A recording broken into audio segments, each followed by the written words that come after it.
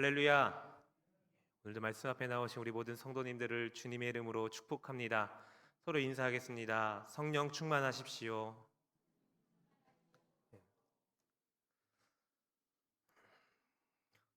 어느 날 하나님께서 아담과 산책을 하고 계셨습니다.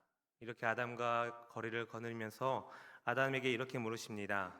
아담아, 아담아, 내가 너에게 짝을 지어준 하와가 마음에 드니? 그러자 아담이 말하기를, 네, 그럼요, 하나님. 어쩜 그렇게 하와의 피부를 그렇게 부드럽게 만드셨어요?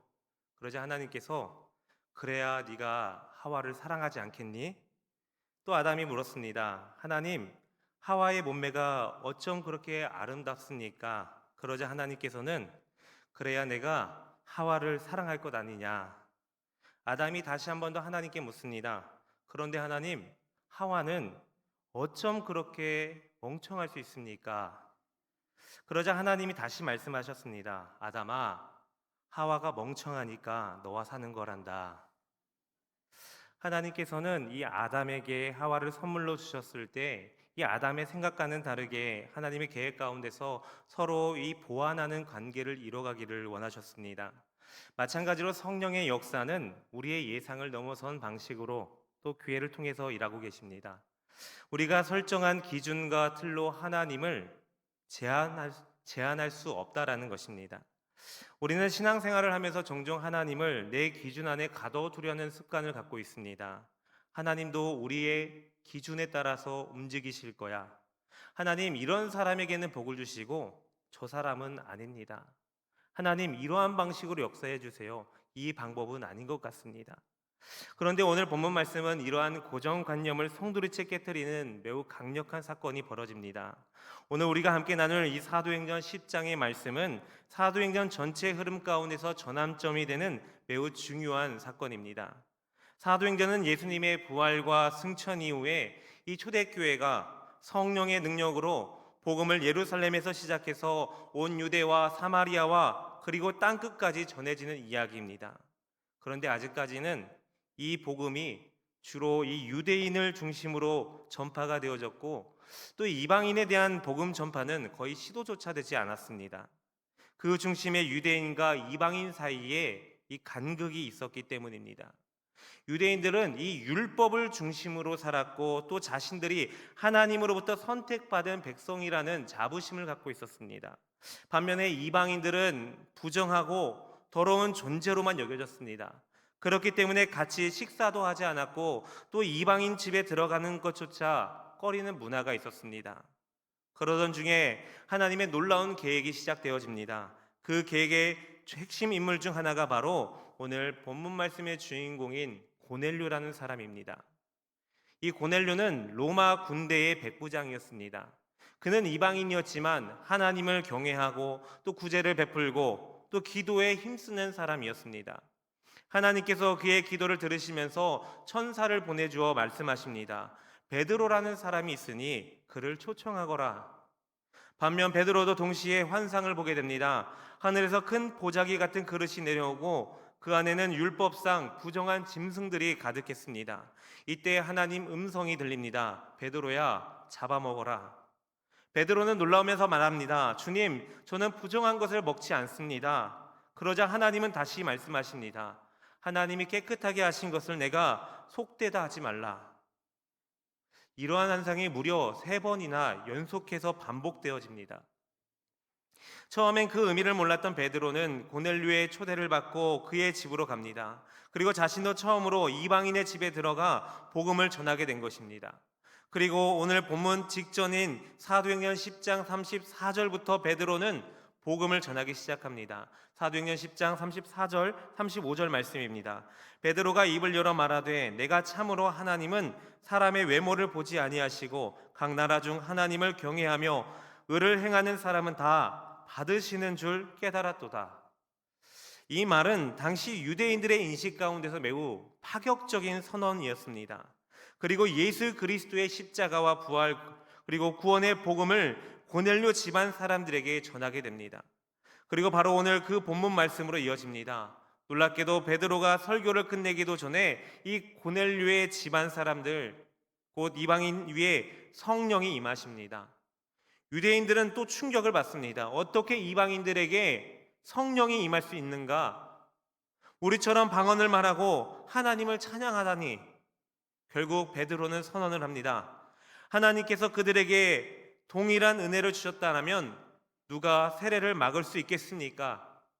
그리고 그 자리에서 고넬료 가족은 공식적으로 세례를 받고 그리스도인이 됩니다. 이 사건은 단지 한 집안의 구원의 이야기가 아닙니다.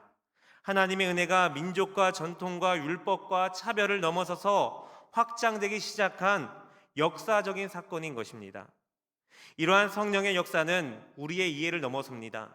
하나님의 은혜는 우리가 그어놓았던 경계선을 뛰어넘는 것입니다. 오늘 우리는 이러한 본문 말씀을 통해서 우리 안에 있는 편견과 익숙함과 판단의 벽이 무너지기를 바랍니다. 그리고 하나님의 넓은 은혜를 담을 수 있는 열린 심령이 되시기를 간절히 소망합니다.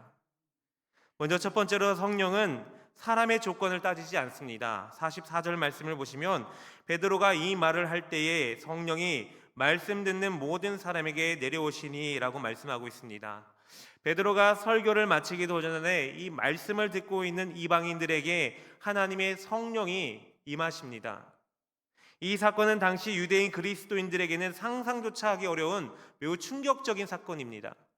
왜냐하면 그들은 오랫동안 성령은 율법을 지키는 유대인들에게만 주어지는 특별한 선물이라고 생각해왔기 때문입니다. 그런데 하나님께서는 그 전통적으로 내려왔던 그 시각을 단호하게 깨뜨리셨습니다. 고넬료와 그의 가족은 율법도 알지 못했고 할례도 받지 않았고 절기도 지키지 않았습니다. 그러나 그들은 하나님을 경외하는 마음으로 말씀 앞에 서 있었고 또 그 마음을 보신 성령께서 그들에게 임하신 것입니다. 이는 우리에게 매우 중요한 메시지를 던져주고 있습니다. 하나님의 은혜는 사람의 혈통이라 할지 전통이라 할지 지식이나 경험, 의무적인 신앙에 근거하는 것이 아니라는 것입니다.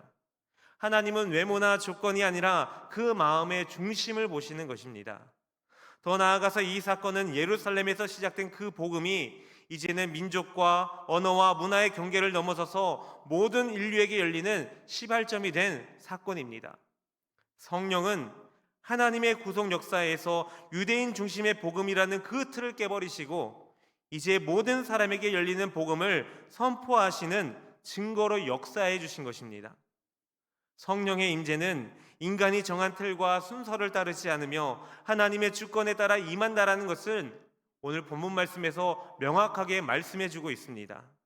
우리는 이러한 장면을 통하여서 우리는 깊이 스스로를 되돌아봐야 됩니다. 우리는 얼마나 자주 그리고 무의식적으로 신앙의 자격의 그 기준을 만들고 있지는 않습니까? 내가 아직 부족해서, 내가 아직 성경을 잘 알지 못해서, 나는 아직 준비가 되지 않은 것 같아서 우리는 모르게 우리의 마음 가운데 선긋기와 판단의 잣대를 세우고 있는 경우가 있지는 않습니까? 그러나 오늘 본문 말씀은 분명하게 말하고 있습니다. 하나님의 은혜는 자격이 아니라 갈급하는 사람 위에 임한다라는 것입니다. 하나님은 학력이나 나이나 지식과 배경을 보시는 분이 아니라 하나님을 향한 진실한 마음을 보시는 분이십니다. 고넬료는 할례를 받지 않은 이방인이었지만 하나님을 경외하는 자였고 그의 갈급함은 하늘에 닿았던 것입니다. 그리고 하나님은 그에게 가장 놀라운 은혜인 성령을 허락해 주셨던 것입니다. 어떠한 사람이 이 강아지 한 마리를 분양받기 위해서 유기견 보호센터를 가게 되었습니다. 가서 보니까 여러 강아지들이 있어서 이 선택하기가 매우 어려웠습니다. 안에 보호소에서 사람들에게 안내를 받아서 첫 번째 강아지를 소개를 받았는데 이 강아지는 너무나도 잘생기고 털이 매끈한 강아지였습니다. 너무나도 완벽한 조건을 가진 강아지였지만 이 사람은 다른 강아지를 조금 더 지켜보기로 했습니다. 그런데 이 다른 강아지를 보러 가던 중에 어떤 한 강아지 한 마리에게 눈에 띄게 됩니다. 작고 약간 엉성해 보이는 강아지였습니다. 비록 방금 전에 봤던 그 강아지에 비해서 많은 것이 부족한 강아지였지만 이 강아지에게 마음이 더욱 끌리게 됐습니다. 이 강아지는 그 사람을 바라보면서 꼬리를 힘차게 흔들고 있었고 똘망똘망한 눈으로 그 사람을 간절하게 바라보고 있었던 것입니다. 이 강아지를 택한 사람은 이렇게 말을 합니다. 비록 완벽하진 않지만 나를 보고 있는 그 마음이 그 강아지를 택하게 만들었습니다. 성도 여러분, 우리는 은혜를 받을 자격을 갖춘 존재들이 아니라 은혜가 임하는 존재입니다. 하나님의 은혜는 우리가 자격을 갖추어서 받는 것이 아니라 하나님의 주권과 사랑으로 임하게 되는 것입니다. 고넬료에게 성령이 임한 것은 그의 자격이 아니라 하나님께서 먼저 그를 받으셨기 때문입니다. 그렇게 우리 믿음의 성도들은 성령의 은혜를 제한하거나 평가하는 기준을 내려놓아야 될 것입니다. 성령은 지금도 갈망하는 그 심령 위에 자유롭게 임하십니다. 그리고 그 임재는 오늘 우리들에게도 동일하게 주어지는 것입니다. 지금 이 순간에도 하나님께서는 찾고 계십니다. 나를 간절히 찾는 자가 있는가? 이러한 주님의 초청에 응답할 수 있는 그러한 저와 여러분들이 되시기를 주님의 이름으로 축복합니다. 두 번째로 성령의 임재는 분명한 증거를 동반하고 있습니다.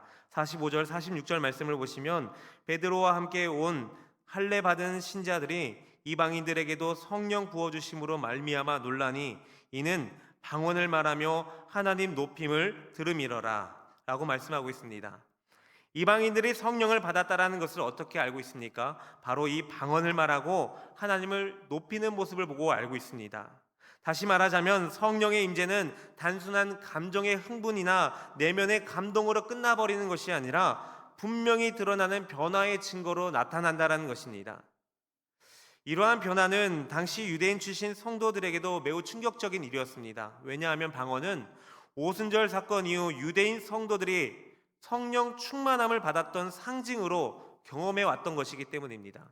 그런데 지금 할례도 받지 않은 이방인들이 동일하게 방언으로 말하고 하나님을 찬양하는 것을 보고 그들은 놀랐다라고 그렇게 기록하고 있습니다. 이처럼 성령께서 임하실 때는 민족도 혈통도 전통도 경계도 뛰어넘어 삶을 뒤흔드는 변화가 일어나는 것입니다. 그리고 그 변화는 단지 내면에 머물지 않고 외적으로도 명백하게 드러나는 특징이 있는 것입니다. 마음이 바뀌고 입술이 바뀌고 삶의 우선순위가 바뀌면서 예배와 찬양이 삶의 중심이 되는 그러한 변화가 일어나는 것입니다. 이것이 바로 성령이 임하실 때 나타나는 열매인 것이며 참된 성령 충만의 증거인 것입니다. 이처럼 성령이 임한 사람은 삶의 예배자가 되는 것입니다. 그렇다면 오늘날 우리들도 이러한 질문을 던져볼 필요가 있습니다. 나는 정말 성령의 충만함 속에 살아가고 있는가? 단순히 성령을 받았다라고 말하는 것이 중요한 것이 아니라 내 삶 가운데 그 성령의 증거가 있는가? 이러한 삶이 더 중요하다라는 것입니다. 나의 입술은 하나님을 찬양하고 있는가? 내 삶은 하나님을 영화롭게 하는 삶인가? 가정에서나 직장에서나 이웃과의 관계 가운데서 나는 성령의 사람으로 살아가고 있진 않은가? 성령 충만한 사람의 특징은 감정적 흥분보다라도 지속적인 삶의 변화를 나타내고 있습니다. 말투가 부드러워지고 얼굴에는 평안이 흐르고 섬김과 겸손이 자연스럽게 나타나는 것입니다. 성령 충만한 사람은 예배 시간에만 예배자가 아니라 삶 전체가 예배가 되는 삶입니다. 밥을 해도 예배가 되고 대화를 해도 예배가 되고 운전을 해도 예배가 되는 것, 이것이 바로 성령의 임재가 되는 실제가 된 삶이라는 것입니다. 어느 교회에서 늘 조용히 봉사하던 한 권사님이 계셨다고 합니다. 그분은 기도도 그렇게 길게 하지 못하시고 또 눈에 띄게 앞에 나서는 일도 없었습니다. 그런데 많은 새가족들이 입을 모아서 그 권사님을 칭찬하기를 저 권사님을 보면은 예수님의 향기를 느껴져요 라고 합니다. 그분은 늘 따뜻한 인사와 조용한 배려와 진심 어린 기도로 사람들을 품었다고 합니다. 그녀의 삶 전체가 성령이 살아 역사하시는 증거가 되었던 것입니다. 사람들은 종종 성령을 받은 사람을 기도를 많이 하거나 어떠한 특별한 체험이 있는 사람으로 오해하지만 진짜 성령의 증거는 삶의 태도와 인격의 그 향기로 나타나는 것입니다. 바로 말보다 삶이 증거가 되는 것입니다. 성도 여러분, 성령은 오늘도 임하십니다. 그러나 그 임재는 단지 신비한 체험으로 끝나는 것이 아닙니다. 우리의 입술이 찬양으로 바뀌게 되고 또 우리의 삶이 거룩함으로 바뀌게 되고 우리의 마음이 하나님 중심으로 바뀌는 것, 바로 이것이 성령의 증거입니다. 우리가 성령의 임재를 받았다라면 그 증거가 우리들의 삶 가운데 드러나야 합니다. 그 증거가 가정 안에서, 교회 안에서 우리의 말과 행동으로 드러나야 되는 것입니다. 성령은 말씀만 듣고 끝나는 신앙에서 벗어나서 말씀이 삶으로 이어지는 신앙으로 변화시키는 그러한 능력이 되는 것입니다. 그러므로 오늘도 우리 안에 성령이 살아 역사하신다라면 그 은혜가 우리의 삶 전체를 예배로 변화시키는 능력으로 나타나서 성령의 증거로서의 삶을 살아가는 그러한 저와 여러분들 되시기를 주님의 이름으로 축복합니다. 마지막 세 번째로는 성령은 기회를 통해 그 역사하심을 확증해 주십니다. 47절 48절 말씀을 보시면 이에 베드로가 이르되 이 사람들이 우리와 같이 성령을 받았으니 누가 능히 물로 세례 베품을 금하리요 하고 명하여 예수 그리스도의 이름으로 세례를 베풀라 하니라. 그들이 베드로에게 며칠 더 머물기를 청하니라 라고 말씀하고 있습니다. 이 말씀은 이방인 고넬료 가정에 성령이 임한 사건이 이 교회 공동체 안에서 공식적으로 인정되고 받아들여지는 장면입니다. 베드로는 이방인에게 성령이 임한 것을 보고 말합니다. 우리와 같이 성령을 받았으니 누가 세례를 금할 수 있겠습니까? 이 말은 단순히 행정적인 선언을 말하는 것이 아닙니다. 교회 공동체가 성령의 역사에 대한 분별과 수용의 역할을 감당하고 있다는 것입니다. 초대교회에서는 이 세례는 단순한 의식이 아니라 공동체가 한 사람을 예수 그리스도의 제자로 공식적으로 받아들이는 절차였습니다. 바로 고넬료와 그 가족은 단지 개인적으로 성령 체험에서 끝나는 것이 아니라 바로 교회 공동체의 일원이 되는 자리까지 나아갔다라는 것입니다. 성령은 개인의 내면에 임하는 분이 아니라 교회를 통해서 역사하시고 또 공동체를 통해서 그 역사를 확인시켜 주시는 분이십니다. 성령의 역사와 교회의 수용은 결코 분리되어 있지 않다라는 것입니다. 또한 이 장면은 복음이 이방인에게도 열려 있다는 사실을 교회가 공식적으로 인정하게 된 역사적인 계기이기도 합니다. 이 사건 이후에 예루살렘 공회 가운데서 이방인 선교에 대한 방향을 결정하는 데 매우 중요한 사례가 되었습니다. 그렇기 때문에 성령은 교회 공동체를 무시하거나 건너뛰지 않으시고 오히려 그 공동체 안에서 그 뜻을 분별하고 확증되게 하신다는 것입니다. 그러므로 우리들의 신앙은 공동체 가운데서 자라나고 완성되어져 가야 한다는 것입니다. 오늘날 많은 사람들이 개인적 신앙의 경험에 큰 의미를 두고 있습니다. 물론 그것 또한 매우 소중한 일입니다. 그러나 신앙은 결코 개인적인 경험에만 머물러서는 안 됩니다. 성령은 개인을 변화시키고 그 다음에는 그 사람을 교회 공동체로 이끌어 주십니다. 왜냐하면 하나님은 우리를 홀로 서는 신앙인으로서 부르신 것이 아니라 함께 세워져 가는 교회로 부르셨기 때문입니다. 성령 충만한 사람은 교회를 떠나지 않습니다. 오히려 교회를 더 사랑하고 공동체 안에서 더 섬기고 더 화합하게 만들어가는 것입니다. 성령 받은 고넬료의 가족 또한 마찬가지였습니다. 단순히 성령을 체험하고 끝난 것이 아니라 교회 구성원이 되기 위해서 세례를 받고 더 나아가 베드로에게 며칠 더 함께 있어달라고 요청하고 있습니다. 이것은 단순한 초청이 아니라 우리도 이제 이 복음 공동체의 일원이 되고 싶습니다라고 하는 신앙 고백이었던 것입니다. 오늘날 우리들에게도 이 적용은 매우 중요합니다. 나 혼자 말씀 보고 나 혼자 기도하고 나 혼자 신앙생활하는 것으로는 충분하지 않습니다. 공동체 안에서 함께 예배하고 배우고 나누고 섬길 때 우리의 신앙은 더욱 크게 자라날 수 있다는 것입니다. 어떠한 청년이 있었습니다. 이 청년이 어느 날 성령의 강한 인재를 경험한 후에 깊은 감동과 은혜 가운데 사로잡혔습니다. 그러나 그는 이렇게 말을 합니다. 나는 이제 하나님과 직접 교통하는 사람이 되었으니까 교회에 나갈 필요가 없게 됐습니다 라고 하며 교회를 떠나버리고 말았다고 합니다. 처음에는 그럭저럭 괜찮아 보였습니다. 그러나 시간이 지날수록 그의 신앙은 점점 더 왜곡되기 시작했고 결국은 기도도 말씀도 섬김도 사라졌다고 합니다. 그런데 어떠한 분은 처음에는 신앙이 연약했지만 교회 공동체 안에서 서로 배우고 섬기고 도전을 받으며 점차 믿음이 자라나 훌륭한 신앙인으로 자라나게 되었다고 합니다. 성도 여러분, 이 고넬료의 가정은 성령을 받았고 곧바로 세례를 받고 교회의 일원이 되었습니다. 그리고 베드로와 함께 더 배우고 교제하기를 원했습니다. 우리들도 마찬가지입니다. 성령 받은 사람은 반드시 교회를 통해 자라나야 하며 공동체 안에서 신앙을 구체화시켜 나아가야 합니다. 성령은 나만 변화시키는 영이 아니라 우리 모두를 하나가 되게 하는 영인 것입니다. 성령 충만한 사람은 공동체를 더 사랑하고 섬기고 세워나가는 사람들인 것입니다. 그러므로 성령은 결코 공동체를 떠나게 하시는 분이 아니라 오히려 공동체 안에서 진짜 신앙의 열매를 맺히게 하는 분이라는 사실을 기억해 주시길 바랍니다. 그리하여 성령 받은 자들로서 공동체의 일원으로서 교회 공동체를 위하여 또 하나님의 영광을 위해 쓰임받는 그러한 성령 충만한 여러분들이 되시기를 주님의 이름으로 축복합니다. 사랑하는 성도 여러분, 오늘 우리는 이 성령께서 어떻게 이방인 고넬료의 가정 가운데 임하셨는지, 또 그리고 그 사건이 얼마나 어떤 놀라운 의미를 지니고 있는지에 대해서 함께 나누게 되었습니다. 이 사건은 단순히 한 가정 가운데 임한 성령 사건이 아닙니다. 하나님의 구원 계획이 이제 모든 사람에게 열려 있음을 선포하는 획기적인 사건이며, 교회가 이 새로운 시대를 어떻게 받아들이고 순종했는지를 보여주는 역사적인 전환점이 되는 사건입니다. 그리고 이러한 말씀은 오늘날을 살아가는 우리들에게도 분명하게 말씀하고 있습니다. 성령은 말씀을 듣는 자에게 임하십니다. 또 우리가 말씀 앞에 마음을 열 때 성령은 지금도 우리 가운데 임하십니다. 성령은 삶의 분명한 변화로 역사해 주십니다.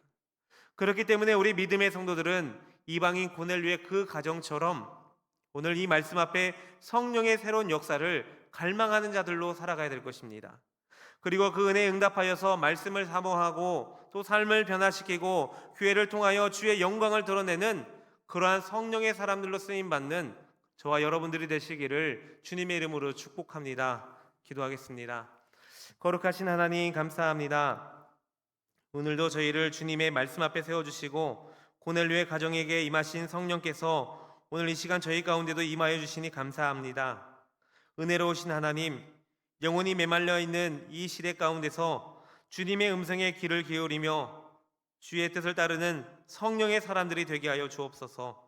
성령의 역사가 우리의 삶 가운데 머물게 하여 주셔서 우리의 말과 행동과 삶 전체가 하나님께서 주신 은혜의 증거가 되게 하여 주옵소서. 가정에서도 직장에서도 교회 안에서도 성령의 열매가 맺혀지게 하여 주시고 사람들 가운데 복음의 향기를 흘려보내는 성령 충만한 자들이 되게 하여 주옵소서. 또한 우리 공동체의 소중함을 잊지 않게 하여 주시고 성령께서 역사하시는 교회를 귀하게 여기게 하여 주시고 또 교회 안에서 함께 성장하고 서로 섬기며 주님의 몸된 교회를 세워가는 믿음의 동역자들이 되게 하여 주셔서 성령의 인도하심을 따라 복음을 전하고 주님의 나라를 이 땅 가운데 이루어가는 그러한 예배 공동체가 되게 하여 주옵소서. 감사드리며 거룩하신 우리 주 예수 그리스도의 이름으로 기도합니다. 아멘.